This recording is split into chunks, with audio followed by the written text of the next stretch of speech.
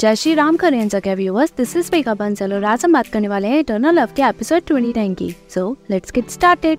यहाँ ये हुआ, आली के गले लगकर कहता है, कहाँ गई थी तुम? अपने साथ जियायुन को क्यों लेकर नहीं गए? आली कहता है, आपने बताया था कि मदर जंगल में हमेशा खो जाती थी। मुझे ये हमेशा से मिस्ट्री लगता था।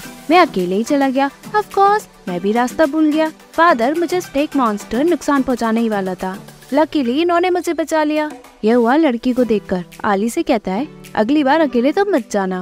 वो उस लेडी को थैंक्स कहता है। लेडी पूछती है, आप कौन है? तभी त्यांशु ये हुआ का इंट्रोडक्शन देता है। लेडी अपना नाम म्याओ चिंग बताकर उसे ग्रीट करते हुए कहती है, मेरे ब्रदर ईस्टर्न सी के वाटर किंग है। ये हुआ कहता है, तो आप प्रिंसेस म्याओ चिंग है। आपने आज आली की लाइफ बचाई है। मुझे आपका कर्ज चुकाना होगा। आपकी कोई विश है क्या? म्याओ कहती है, मैं हमेशा से आपकी फाइटिंग पावर को एडमायर करती हूँ। मेरी अच्छी किस्मत है कि मैं आपसे आज मिल पाई हूँ। मेरी तो एक ही विश है कि मैं आपके साथ रहना चाहती हूँ। सभी वहाँ शॉक होते हैं। आली पूछता है कि आप मेरे फादर से शादी करने का सोच रही है? म्याओ मना करके कहती है, मैं एक ईस्टर्न सी की एक मामूली प्रिंसेस हूँ। मैं शिवू पैलेस में जा नहीं सकती, इसलिए मैं यहाँ इस हट पे रहना चाहती हूँ। जब हाइनेस आपको यहाँ घुमाने लाएंगे तो मैं आपके लिए खाना और कपड़े धोने का काम करना चाहती हूँ। ये वो कहता है, आपके स्टेटस के हिसाब से ये सब करना ठीक नहीं होगा। मुझे आपकी विश पूरी करनी होगी, बट इसका मतलब ये नहीं कि मैं आपको सर्वेंट बना लूं।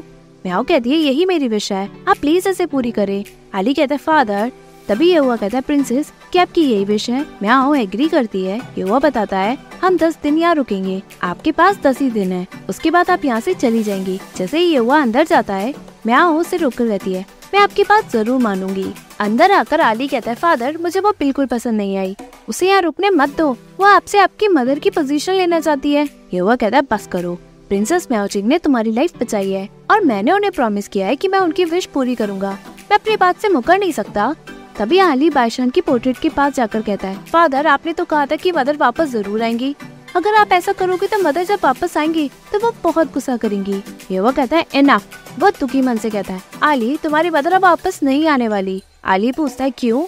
आपने ही तो कहा था कि जब तक सोल गैदरिंग लैम्प चलेगी मदर वापस जरूर आएंगी। ये वो कहता है, वो बुझ गई, अब वो वापस नहीं आएगी। आली रोते हुए पूछता है, वो कैसे बुझ गई? क्या त्यांशु ने उसका ध्यान नहीं रखा? वो खूब रोता है। ये हुआ कहता है, बस करो। वो उसे चिल्ला के बाहर जाने को कहता है। आली के जाने के बाद ये हुआ आंसू पोंछता है। तभी त्यांशु कहता है, हाइनस आप शांत हो जाएं। हाइनस अपनी मदर से मिलने के लिए थोड़े एक्साइटेड है। ये वो कहता है, तुम दोनों उसके पीछे जाओ, उसे अकेले जाने मत देना। यहाँ आली बाहर आकर रोता है। म्याओ जैसे ही उसे पूछती है, आली भागते हुए जाता है।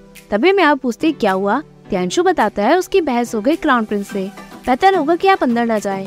अंदर मेरे लॉर्ड नाराज हैं, आप उन्हें डिस्टर्ब न करें। यहाँ आली अकेले रोते हुए कहता है, मेरे फादर मुझसे झूठ कह रहे थे ना। मैंने मदर का 300 इयर्स तक वेट किया, वो वाकई में वापस जरूर आएंगी। पीछे जायुन कहता है, हुआ क्या? हाइनेस ऐसा क्यों कह रहे थे? त्यांशु बताता है, ये सब चिंगचू की बाय फेंगचू की वजह से है, क्योंकि वो बहुत शरारती है। उन्होंने वाइफ सूजिन की शक्ल बनाकर लैम्प को चुराया और बुझा भी दिया। सोचो जरा, वो चिंगचू की प्रिंसेस है, बाईशान की नीस और दीजुन की दोस्त। हाइनेस उसके बारे में कुछ कर भी नहीं सकते थे, इसलिए उन्होंने इस बात को छोड़ दिया। जायुन कहता है, हाइनेस और प्रिंस 300 ईयर से वेट कर रहे थे।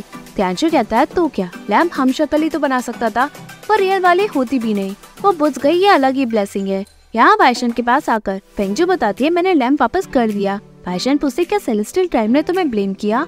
फेंगजू बताती है, थर्ड प्रिंस ने मेरी तरफ से बात की। बाईशान कहती है, तो अच्छा हुआ, हेवेंस में तुम्हारा टाइम बिताना बेकार नहीं किया। मैं कुछ दिनों में ईस्टर्न सी जाने वाली हूँ। बाद में मैं 4 ब्रदर बाइजन के पास रुकूंगी। तुम यही चिंगचू में रहना, कोई भी परेशानी खड़ी मत करना। फेंगजू पूछती है, आप वहाँ क्यों जा रही हैं? बाईशान बताती है, ईस्टर्न सी के वाटर किंग के यहाँ बैठा हुआ है, ये उसी की पार्टी का इनविटेशन है। फेंगजू पूछती है, आप तो ऐसी चीजें अवॉइड करती हो, तो ईस्टर्न सी के वाटर किंग इतने लकी कैसे हो गए कि वो आपको वेलकम करेंगे? बाईशान कहती है, वैसे भी मुझे ये सब पसंद नहीं, बट कुछ दिन पहले मुझे पता चला कि मदर को मुझे जन्म देने में प्रॉब्लम हुई। सो वाटर किंग की मिडवाइफ ने उनकी हेल्प की, उन्हें सफर करना नहीं पड़ा। उन्होंने मुझे खुशी में बुलाया है, सो मैं भूलना नहीं चाहिए कि उन्होंने हमारे लिए क्या किया। तभी मेगू आकर फेंगजू से पूछता है, आप वापस आ गई? मुझे लगा हेवेंस में सभी आपको 30 to 50 इयर्स के लिए जेल में बंद कर देंगे। फेंगजू से मार के कहती है, ये सब तुम्हारा बेकार आइडिया था। तभी मेगू बाईशान से पूछता है, आंट क्या ऑर्डर है? बाईशान बताती है, वहाँ पॉइंट में एक ल्यूमिनस पर्ल है, उसे ले आओ। मीगू पूछता है, आप दोबारा गिफ्ट देने जा रही है? बाईशान पूछती, तुम्हें कैसे पता? मीगू बताता है, चिंगचू में किसे नहीं पता कि आपको ल्यूमिनस पर्ल देना पसंद है। इमॉर्टल की रैंक और आंट के मूड के हिसाब से ल्यूमिनस पर्ल का साइज का पता चलता है। कि आप उन्हें कितना बड़ा गिफ्ट देने जा रही हैं। पहले जब फॉक्स किंग यहाँ रहते थे तो यहाँ बहुत सारे ल्यूमिनस पर्ल थे, अब हमें बहुत नीचे जाकर देखना होगा। पैशन कहती है बातें बंद करो, जल्दी लाओ। यहाँ सभी हेवंस में ईस्टर्न किंग की बेटे के जन्म के बारे में बात करते हैं कि वो अब पार्टी कर रहे हैं, असेंबली हॉल भी अटेंड नहीं कर रहे हैं। दूसरा कहता है हाई गॉडेस पैशन भी उस पार्टी को अटेंड करने वाली है, बट उनकी आंखों में प्रॉब्लम हो गई है, वो ज्यादा लाइट बर्दाश्त नहीं कर सकती। वहाँ बहुत लाइटिंग है, इसलिए वाटर किंग ने वहाँ सभी लाइटिंग वाली जगह को वाटर लिली की लीफ से ढक दिया। इस दुनिया में सिर्फ एक ही हाई गॉडेस है जिन्हें हम आंट कहकर पुकार सकते हैं। उनको देख पाना बिल्कुल भी आसान नहीं है, इसलिए मैंने उनके लिए एक गिफ्ट भी प्रिपेयर किया है, fresh peach blossom facial cream. Aunt उसे देखकर जरूर खुश होगी। तभी एक और कहता है आंट की शादी तो क्राउन प्रिंस के साथ तय 300 इयर्स पहले ही हो गई थी, वो हेवनली लॉर्ड ने खुद तय की। मुझे लगा कि मैं उनकी शादी की पार्टी अटेंड करूंगा, पर 300 इयर्स से मैंने इन दोनों के रिश्ते के बारे में कुछ सुना ही नहीं है। तभी एक और कहता है क्राउन प्रिंस के पास बेटा भी है, बट उनकी मेन वाइफ कोई भी नहीं है। जब से पाइशन जन्मी है वो चिंचू में ही रही है, किसी का भी इनविटेशन उन्हें बाहर नहीं निकाल पाया, दोनों कभी नहीं मिले। तभी जेन्यू आकर कहती है हाँ उन्हें शादी करनी है, बट उन्हें कोई जल्दी नहीं है, ये तो अच्छी बात है। सभी वहाँ मानते हैं और कहते हैं अजीब है, ईस्टर्न सी के वाटर किंग बड़े लकी हैं, 8 मिलेनियर से चिंचू की बाहर कभी नहीं गई, बट उन्होंने उन्हें बाहर बुलवा लिया, ये तो एक ऑनर के समान है। एक और कहता है वाटर किंग ऑलरेडी परेशानी में है, उन्होंने एक्सपेक्ट नहीं किया था कि आंट पार्टी अटेंड करेंगी। और तो और नॉर्थ सी के वाटर किंग सांग जी भी वहाँ आ रहे हैं, और कल क्राउन प्रिंस अपने बेटे को फार ईस्ट में घुमा के लाए हैं, सभी वहाँ एक साथ मिलेंगे। वाटर किंग तो अब घबरा रहे होंगे, किसे पता था कि ऐसा इंसिडेंट हो जाएगा। तभी चेन्यू पूछती है चिंचू की आंट कौन है, ये क्राउन प्रिंस ये हुआ और नॉर्थ सी वाटर किंग सांग जी से इनका क्या रिश्ता है। तभी एक बताता है जब सेलेस्टियल ट्राइब और गोस्ट ट्राइब के बीच वॉर हुई तब आंट का रिश्ता सेकंड प्रिंस सांग जी के साथ हो गया था। ये अच्छा रिश्ता था, बट सांग जी को आंट की मेट से प्यार हो गया, सो ये रिश्ता टूट गया। चेन्यू कहते हैं मतलब उन्होंने फॉक्स किंग बाई जी को ऑफेंड कर दिया, वैसे वो मेट कितनी सुंदर थी। एक और बताता है मैंने देखा सेकंड प्रिंस सांग जी उससे शादी करने के लिए गुहार लगा रहे थे, वो भी एक रेयर ब्यूटी थी, बट अगर हम फॉक्स किंग बाईजी की फैमिली से कंपेयर करें तो वो उनके बराबर बिल्कुल भी नहीं। मैंने उन्हें देखा तो नहीं, बट आंट अपनी मदर पे गई है, यही नहीं वो अपनी मदर से भी ज्यादा ब्यूटीफुल है। तभी एक और कहता है मेरी तो अच्छी किस्मत थी कि मैंने आंट की एक झलक देखी। तब एक यंग बॉय था जो हेवनली लॉर्ड को फॉलो करता था। मैं हेवनली एम्प्रेस को जियान के लैंड में पीच ब्लॉसम को दिखाने ले गया था, तब मैंने देखा कि आंट एक पीच ट्री के ऊपर बैठकर खेल रही थी। मैं दूर था इसलिए ढंग से देख नहीं पाया, वो बहुत ही अच्छा था। चेन्यू कहती है तो ऐसी ब्यूटीफुल लेडी भी रिजेक्ट हो सकती है, कुछ भी प्रिडिक्ट कर पाना बहुत मुश्किल है। दूसरा एग्री करके कहता है इसलिए तो आंट चिंचू के बाहर निकलती नहीं। चेन्यू एग्री करती है, तभी लियांगसोंग उसे पीछे मारता है। चेन्यू उसे कहती है तुमने तो मुझे डरा ही दिया। लियांगसोंग कहते हैं जहाँ पे भी लव की बातें होती है तुम तो वहाँ होती हो, अच्छा हुआ कि मैंने तुमसे शादी नहीं की। चेन्यू कहती है अगर तुम मुझसे शादी करना भी चाहते तो भी मैं नहीं करती। यहाँ ये हुआ अली को बताता है मुझे ईस्टर्न सी के वाटर किंग के यहाँ इन्विटेशन मिला है, तुम चलोगे क्या। अली मना करता है, यह वो कहता है तो मैं खुद चला जाऊंगा। अली पूछता है फादर क्या आप मुझे अकेला यहाँ छोड़ के चले जाओगे। यह वो कहता है चॉइस तो तुम्हारी है। अली कहता है तो ठीक है मैं चलता हूँ। तभी वहाँ म्याओ आकर टी सर्व करके कहती है आज 10 डे है। यह हुआ उसे जाने को कहता है। म्याओ पूछते है क्या आप ईस्टर्न सी में मेरे ब्रदर के पास जा रहे हो, मैं आपको रास्ता बता दूं। यह हुआ मना करता है। यहाँ सीमिंग चिंचू में आता है, तभी मीगू से रोककर कहता है कौन हो तुम, या चिंचू में घुसे कैसे। सीमिंग हमारा इंट्रोडक्शन देकर कहता है मुझे चिंचू की प्रिंसेस बाय फेंगजू से मिलना है। मीगू उसे निहारता है, तभी वहाँ फेंगजू आकर कहती है मैं आपका कब से वेट कर रही थी, मैं तो सो भी नहीं पाई, फाइनली आप यहाँ आ गए। वो जैसे ही उसे अंदर लेकर जाती है मीगू उसे रोककर कहता है आंट का कुछ प्रेशियस अंदर है, बाहर के लोगों को अंदर ले जा नहीं सकते, स्पेशली सेलेस्टियल ट्राइब के लोगों को। तभी फेंगजू सॉरी कहकर कहती है फॉक्सटेन का रूल है कि बाहर का कोई भी अंदर जा नहीं सकता। सिमिंग कहता है मैं कोई बात नहीं, मैं तो बस आपको ले जाने आया था ताकि आप अपना डेट पे कर दें, बट आपको तैयारी करनी होगी, इसमें आपको 2 महीने लगेंगे। फेंगजू शॉक होती है। यहाँ बाइशन मीगू से पूछती है ये कोई ऐसा रास्ता है जिससे मैं ईस्टर्न सी की पार्टी अवॉइड कर सकूं। मीगू मना करके कहता है ये तो कर्ज है, चुकाना पड़ेगा, आप भले ही कितनी भी केपेबल हो। बाइशन पूछती है तुम अजीब बिहेव कर रहे हो आज, किसने तुम्हें उकसाया। मीगू मना करता है। तभी एक फ्लैशबैक आता है जिसमें फेंगजू मीगू से कहती है आंट को पता चल गया तो वो मुझे जाने नहीं देगी, सो तुम आंट को तब बताना जब मैं यहाँ से चली जाऊँ। तभी बाइशन पूछती है मेरा ल्यूमिनस पल कहाँ है। मीगू भागकर लाकर कहता है ये पॉन्ड में सबसे बड़ा था। बाइशन उसे लेकर कहती है मीगू मुझे तुमसे तुम्हारी टहनी चाहिए, ईस्टर्न सी बहुत दूर है, अगर मैं रास्ता खो गई तो मैं तुम्हारी ब्रांच पे भरोसा कर सकती हूँ। मीगू एग्री करके कहता है मेरी ब्रांच रास्ता बता देती है, ये परफेक्ट है कि हाई गॉडेस जैसी आंट अपना रास्ता ही खो जाए। पैशन कहती है आज तुम अलग ही दिख रहे हो। वीगो मना करके अपनी ब्रांच देकर पूछता है क्या आप अभी भी ईस्टर्न सी जाने वाली है? पायशान एग्री करके कहती है लौटते समय फोर्थ ब्रदर पाइसन से मिलकर आऊंगी। तुम और फेंगजू फॉक्सटन का ख्याल रखना जब मैं चली जाऊंगी, लड़ना मत। वीगो कहता है फोर्थ अंकल तो नॉर्थ में है, उन्होंने कहा कि पीफंग गुस्से में चला गया और वो ढूंढ रहे हैं। पायशान हंस के कहती है तुम्हें उनकी बातों पे बिलीव हो गया? जब भी ब्रदर जियान से गुस्सा होते हैं वो यह एक्सक्यूज हमेशा बनाते हैं। 300 इयर्स के बाद जब से मैं उठी हूँ पीफंग हजारों बार भाग गया, वो वहाँ से चली जाती है। वीगो कहता है आंट आप तो समझदार है, बट लिटिल प्रिंसेस अपना कर्ज कब तक चुका पाएंगी? वो मुंह बनाता है। यहाँ मॉर्टल रिम में दोंगहुआ तीजुन अपना हेविली ट्रायल लेता है। वो एक एम्परर है, वहाँ सभी उसे ग्रीट करते हैं। यहाँ सीमिंग फेंगजू को बताता है ये तीजुन है। फेंगजू शॉक में पूछे तीजुन ने क्या गलत किया और क्या उन्होंने हेविली लॉर्ड को ऑफेंड किया इसलिए उन्हें यहाँ आना पड़ा? सीमिंग हंस के कहता है ऐसा कैसे हो सकता है, वो खुद ट्रायल का एक्सपीरियंस करने आए हैं, वो यहाँ 60 इयर्स तक ट्रायल लेंगे। मैंने सोचा अगर आप उनका कर्ज चुकाना चाहती हैं तो ये टाइम आपके लिए बेस्ट होगा। फेंगजू रास्ता पूछती है, सीमिंग खूब हंसता है। बाद में सीमिंग बताता है तीजुन एम्परर है, मैं उनके लिए यहाँ पैलेस में जगह बनाना चाहता हूँ, आपको उन्हें बचाकर कर्ज चुकाना होगा। कुछ टाइम बाद ये लेडी पॉन्ड में गिरेंगी, इन्हें कोल्ड होगा और ये लंबे टाइम तक बीमार रहेंगी, कई मेडिसिन काम नहीं करेगी और ये मर जाएंगी। आप इनका फायदा उठाकर अपनी स्टोरी बना सकती हैं, तभी आप मॉर्टल रिम में लेडी चेन के नाम से रह सकती हैं, जिसे एम्परर की तरफ से ऑनर मिला है। फेंगजू को तरस आता है। सीमिंग बताता है जब से ये पैलेस में आई है इन्होंने तीजुन को 2 बार ही देखा है, इनको फिर चांस मिला ही नहीं उनके पास रहने का। ऐसी लाइफ जीकर ये जितना जल्दी फ्री होंगी उतना ही अच्छा होगा। फेंगजू पूछते अगर मैं लेडी चैन बन गई तो मैं अपना कर्ज कैसे चुकाऊंगी? सीमिंग कहता है वो आप खुद सोचें। तभी वही लेडी फिसलती है, वो पॉन्ड में गिरती है। सीमिंग फेंगजू से कहता है जाओ आपके पास यही मोमेंट है उन्हें बचाने का। फेंगजू जाती है, वह एम्प्रेस बन जाती है। मेड उसे बचाकर बाहर ले जाती है। सीमिंग पीछे से खूब खुश होता है। यहाँ फेंगजू बीमार होती है, मेड उसकी हालत के बारे में बात करती है। फेंगजू कहती छोड़ो जाने दो, मेड वहाँ से चली जाती है। तभी वहाँ सीमिंग आकर कहता है प्रिंसेस आपने पैलेस के रूल्स अपना लिए। फेंगजू कहती है मैंने ताइजन पैलेस में निभाए, यहाँ भी सेम ही है, बट मुझे कॉन्स्टेंटली खून का ठसका बार बार लाना पड़ता है as per your book of destiny, so मुझे किसी से भी इंटरेक्ट करने की कोई जरूरत नहीं। सीमिंग बताता है ये बीमारी बेटर होगी, बट ये आपका निशान प्लम कॉक्सकॉम, परेशानी खड़ी ना करे। फेंगजू कहती है मेरी आंट ने कहा था कि एविंस की तरफ से है और ये बहुत ब्यूटीफुल है। सीमिंग एग्री करके कहता है बट लेडी चैन के माथे पे कभी भी बर्थ मार्क नहीं था, इसे देख के लोग और सोच में पड़ेंगे। फेंगजू सोच में पड़ती है। यहाँ फेंगजू लेडी चैन बनकर रहती है। वो मेड से पूछती है एम्परर यहाँ कब आएंगे? मेड बातों बातों में बताती है आप अभी ठीक हुई हैं, जब मैजेस्टी आपका नेम प्लेट देखेंगे तो उन्हें आपकी याद जरूर आएगी। तभी वहाँ और एम्प्रेस आती हैं, वो फेंगजू की बात करती है। तभी बाद में फेंगजू उन्हें ग्रीट करती है। एक लेडी फेंगजू के बर्थ मार्क के बारे में पूछती है और उसे हटाने को भी कहती है। मेड फेंगजू का सपोर्ट करके रीजन बताती है। एम्प्रेस उसके बर्थ मार्क की बुराई करते हुए उसे डेमोनिक फ्लावर बताती है। फेंगजू अपना ओपिनियन रखती है, बची हुई लेडी उसका मजाक उड़ाती है। एम्प्रेस कहती है मास्क अजीब है, बट आज तुम्हारी नेम प्लेट मैजेस्टी के सामने नहीं जाएगी, पता नहीं तुम उन्हें इविल तरीके से कितना हार्म करोगी। फेंगजू एग्री करती है। सभी लेडी वहाँ से चली जाती है। फेंगजू की मेड कहती है सब चाहती है कि मैजेस्टी आपके पास बिल्कुल भी ना आए। फेंगजू मन में सोचती है अगर मैं दूजुन से नहीं मिलूंगी तो अपना कर्ज कैसे चुकाऊंगी?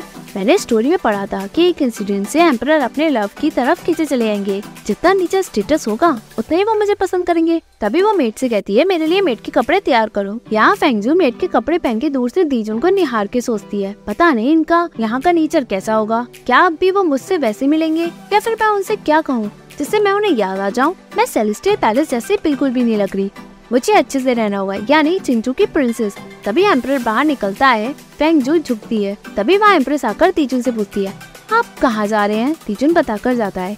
एम्प्रेस फेंगजू से पूछती है आप मेड के कपड़े क्यों पहनी है? फेंगजू कुछ कह नहीं पाती। बाद में वो अपने रूम में आकर उदास बैठी होती है। मेड उसे तसल्ली देती है। फेंगजू कहती है एम्प्रेस ने मुझे रूम से बाहर निकलने के लिए बना किया है, पता नहीं मैं उनसे मिल भी पाऊंगी या नहीं।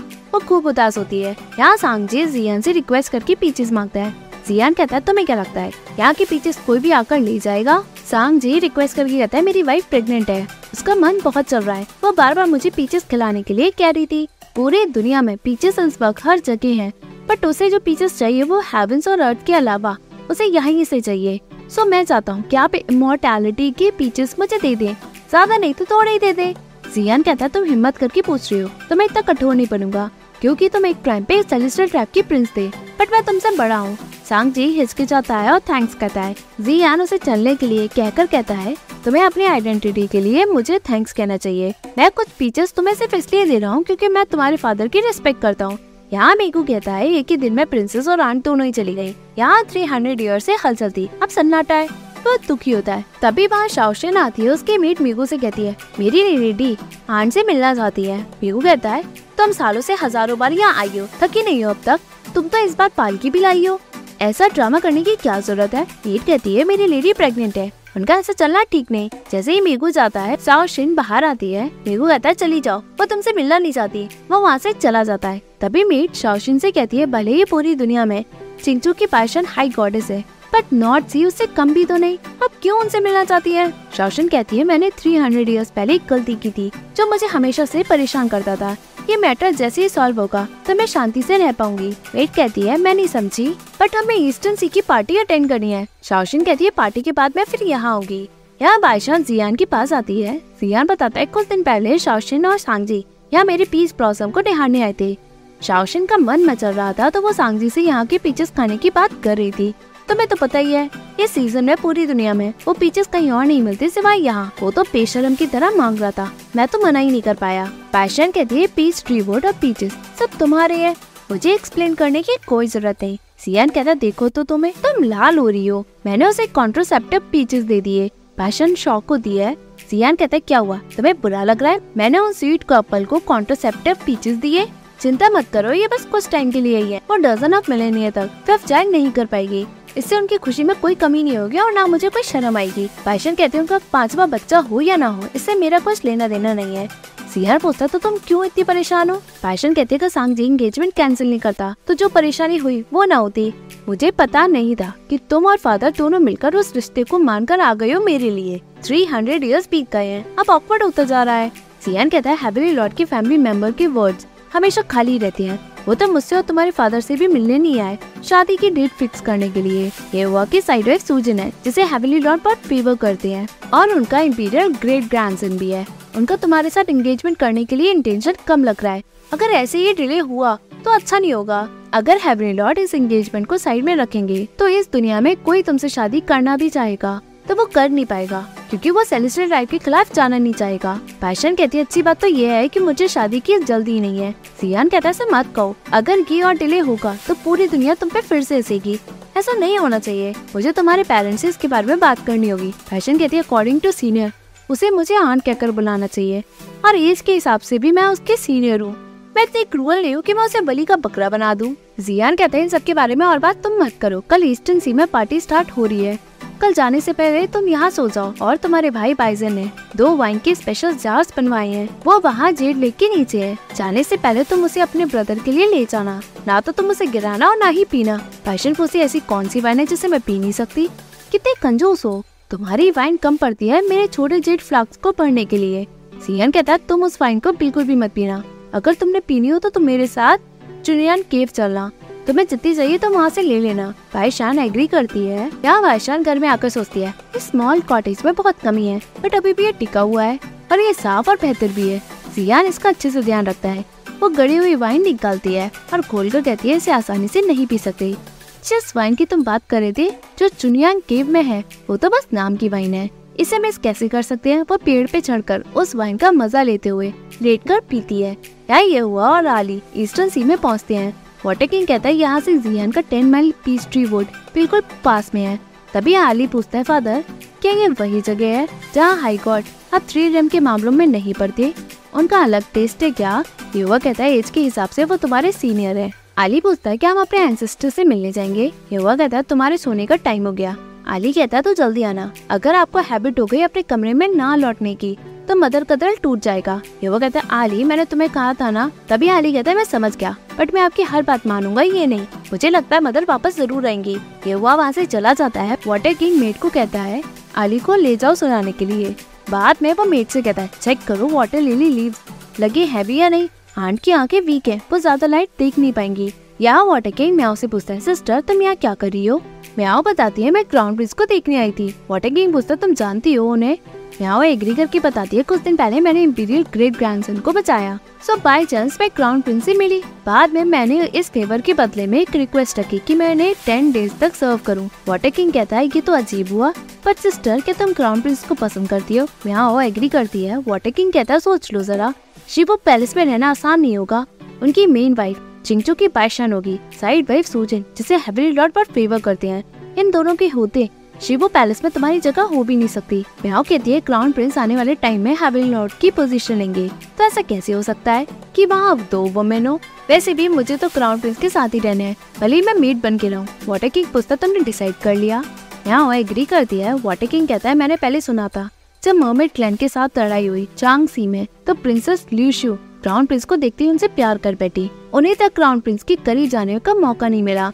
तुम ल्यूशु से दिखने में बेहतर हो, तुमने इंपीरियल ग्रेट ग्रैंडसन की लाइफ भी बचाई है, तो तुम्हें शायद आसानी हो। बट सोच लो, मेरे पास एक आइडिया है। कल पार्टी में डांस के बाद मैं तुम्हारी और क्राउन प्रिंस के साथ एक मीटिंग अरेंज करा दूंगा। तुम उनसे ये कहना कि मैं वेस्ट सी के सेकंड प्रिंस के साथ तुम्हारी जबरदस्ती शादी कराने की सोच रहा हूँ। उन्हें बताना कि वो लड़कियों में लगा रहता है, इससे क्राउन प्रिंस पिघल जाएंगे। तुमने उनके बेटे की जान बचाई है, वो ये कभी बर्दाश्त नहीं करेंगे उससे तुम्हारी शादी करने के लिए। पहले तुम मेड बनना, बाद में तुम रास्ता निकालना कि वो तुम्हें पसंद करने लगे। ये गिफ्ट है तुम्हारे लिए, फ्रेश पीच ब्लॉसम की फेशियल क्रीम। कल तुम इससे अटेंड करना, शायद तुम अपने मकसद में कामयाब हो जाओ और क्राउन प्रिंस तुम्हारी साइड ही ले ले। या ये हुआ 10 माइल पीच ट्री वुड जाता है। वो अकेले सूसू को याद करता है। बादशाह उसे साइड में देखकर खूब मुस्कुराती है। तभी एपिसोड एंड होता है। Hey viewers, if you like this video, please like, share and subscribe this Korean Saga YouTube channel. And don't forget to follow me on Facebook page Korean Saga as well as Instagram account Korean.Saga. Thank you.